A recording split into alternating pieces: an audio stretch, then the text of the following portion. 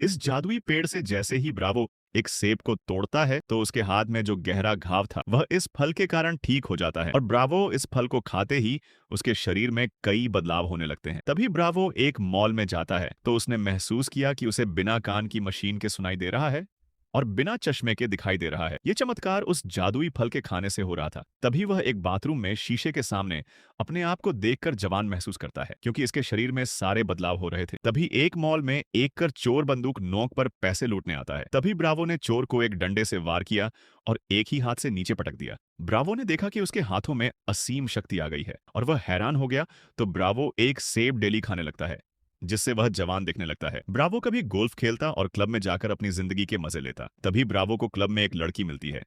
लेकिन कुछ दिन के बाद ब्रावो के साथ कुछ ऐसा होता है कि ब्रावो की शक्ति धीरे धीरे कम होने लगती है, जिसे देखकर वह जमीन पर गिर जाता है और ब्रावो की पूरी शक्ति खत्म हो जाती है और वह पहले जैसा ही बन जाता है। ब्रावो फिर से वह उसी पेड़ पर जाता है जहां से उसे यह शक्तिशाली फल मिला था, लेकिन उस पेड़ के सारे फल किसी ने तोड़ लिए थे।